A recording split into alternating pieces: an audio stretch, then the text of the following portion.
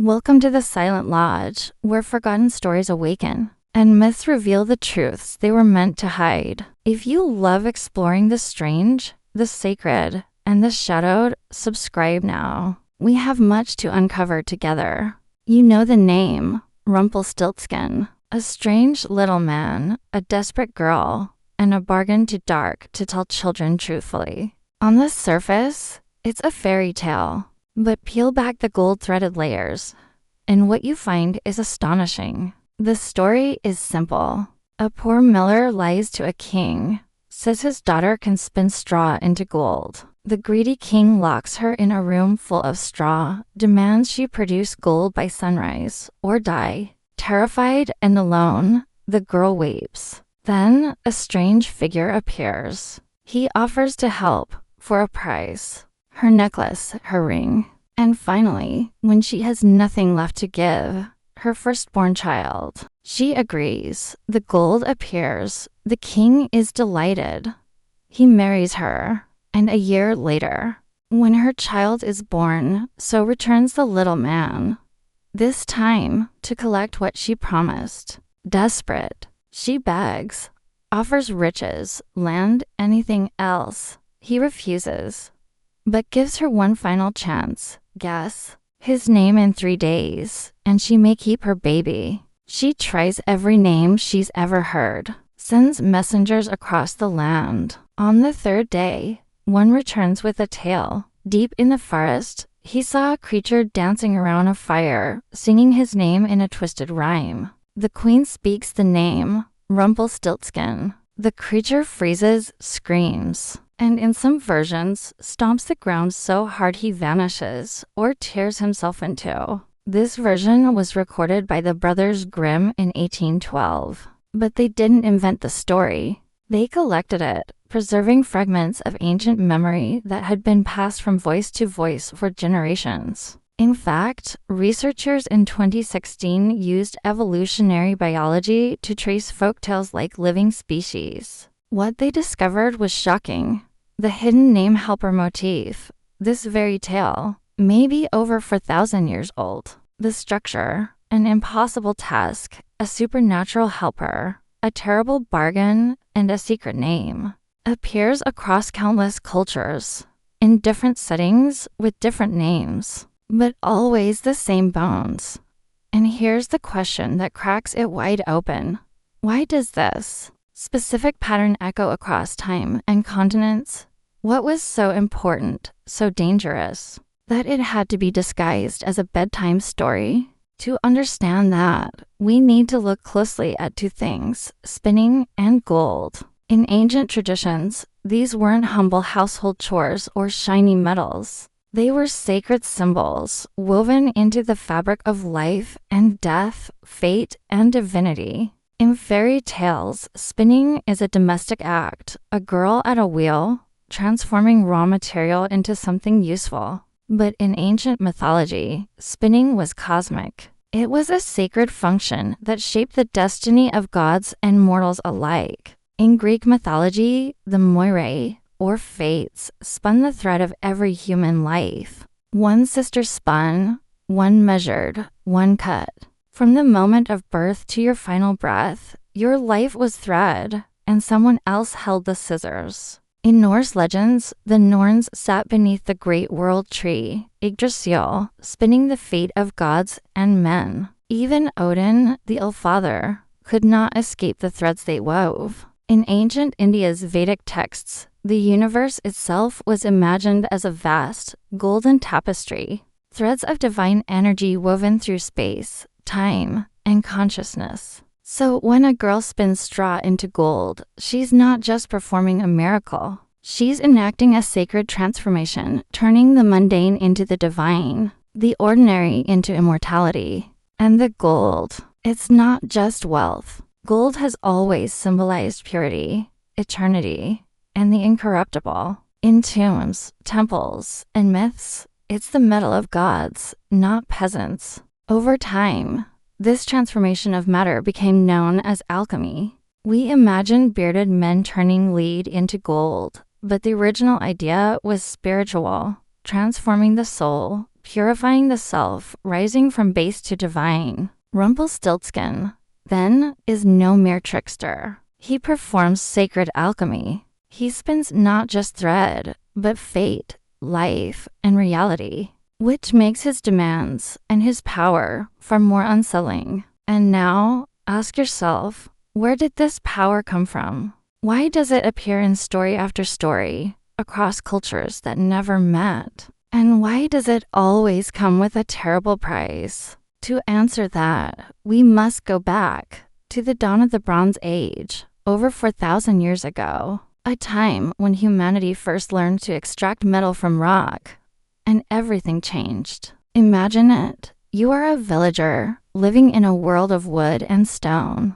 Then one day, a stranger arrives, hands black with soot, eyes glowing from firelight, and in his arms, metal. Something sharper, stronger, and more powerful than anything you've seen. This was no ordinary man. To your ancestors, he was a god, a metal bringer, a master of flame. He could pull treasure from stone and shape it with fire, and that made him both revered and feared. Across the ancient world, these figures appear secretive, dangerous, transformative. They were the first alchemists, the first sorcerers, the ones who knew the secrets of fire and earth. And in stories, their power is remembered, not by name, but through myth. So, who were these mysterious fire bringers? Their names shift across cultures, but the pattern remains. Always hidden, always powerful, always associated with fire, transformation, and secrets. In the Book of Enoch, once considered sacred, divine beings called the Watchers descend from the heavens. They teach humans forbidden knowledge, astrology, weapon making, and how to forge metal. In the Bible, there's Tubal-Cain, a forger of all instruments of bronze and iron, not just a blacksmith, but a figure tied to creation, destruction, and divine legacy. In Sumerian myth, there's Cotharwakasis, who builds palaces for the gods. In Norse stories, dwarves forge Thor's hammer. Among Slavs, Svarog crafts the world itself in flame. These beings, gods, demons, or something in between, are never quite human. They live in mountains, work behind veils of fire and smoke, and speak in languages no man can understand. Rumpelstiltskin fits this mold perfectly. He appears from nowhere, speaks in riddles, dances in the dark, and can spin the base into the sacred. A firebringer clothed in myth. But the strangest part, he doesn't want wealth. He doesn't ask for power. He wants a child, not a favor, not a throne, something living, something precious. And that takes us to the darkest layer of the tale, the price of the bargain. In every version, the helper doesn't demand gold. He demands the firstborn. Why? The tale never explains. But in the ancient world, this would have been unmistakable. Offering your firstborn was once the ultimate sacrifice, the highest gift to the divine. It sounds horrific now, but in the past, sacrifice wasn't always cruelty. It was about giving up what was most dear, in exchange for divine help, life for life. In the Bible, God asks Abraham to sacrifice Isaac, his only son, as a test of faith.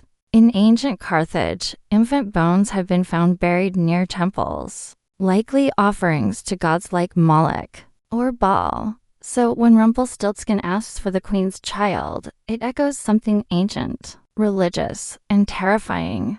It's not just a deal. It's a ritual, a pact with something otherworldly.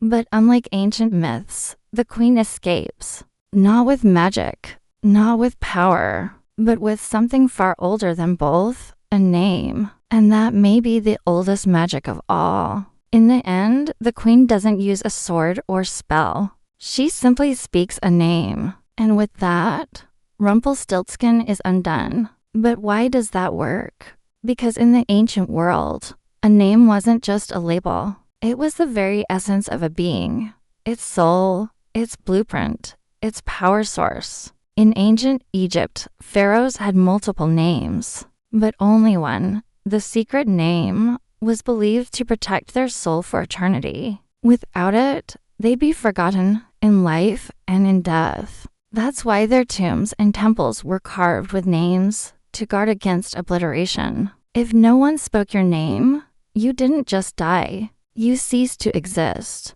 In Jewish mysticism, the true names of God are too sacred to speak aloud. To utter them wrongly is to unleash forces beyond comprehension. The Testament of Solomon, an ancient mystical text, tells us something fascinating. Solomon was given a magical ring inscribed with a divine name. With it, he could command demons. And what did he do with this power? He summoned spirits, asked them their names, and once spoken, he controlled them, forced them to build, to obey, to serve. Because to know a being's true name is to possess its key, its source code. And once that key is spoken aloud, the spell is broken. So when the queen speaks Rumpelstiltskin, it's more than cleverness. It's a spell of unmaking. She's not naming him. She's binding him, undermining the power he held through secrecy. And look at how he reacts, not with anger,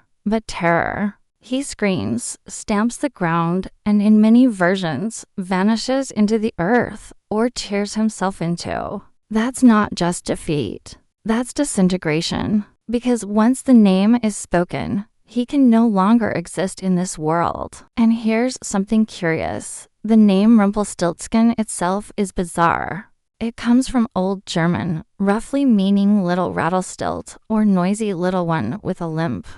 But across cultures, his name is always weird, unnatural, inhuman. It sounds mechanical, alien. Maybe because it isn't meant to sound human at all. Across cultures, the name of the strange helper is always alien, not just unusual, but not of this world. Why? Because in ancient belief, supernatural beings didn't speak like humans. Their words weren't words. They were songs, chants, riddles. In ancient Indo-European tradition, divine beings spoke in patterns. Their voices carried rhythms, cadence, and power. Their speech was considered magical. Think back to the story. The messenger finds Rumpelstiltskin singing around a fire. A chant, not a conversation. Tomorrow I'll bake. Today I'll brew. He reveals his name through a riddle in song. In sacred texts, language creates reality. In Genesis, God says, "Let there be light."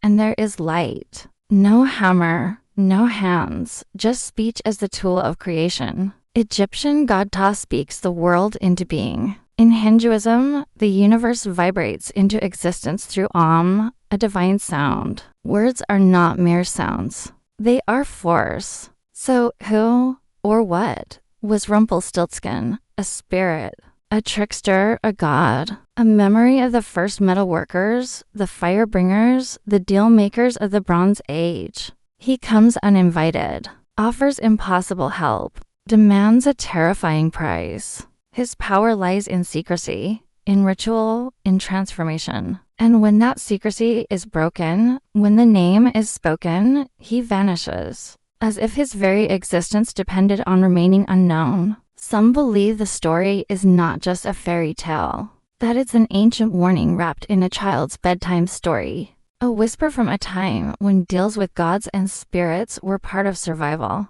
To spin straw into gold. Maybe it was once real. Maybe not in the literal sense, but as a metaphor for transformative knowledge. Knowledge that once gave life and demanded a price. We think fairy tales are for children, but these stories are often distilled memory, a way ancient people passed down truths when written words didn't exist. So the next time you hear a strange tale, listen closely. The past speaks softly. Sometimes it chants. Sometimes it spins, and sometimes it whispers your name. If you found this tale compelling and want to explore more ancient secrets, rituals, and myths hidden in plain sight, subscribe to the Silent Lodge.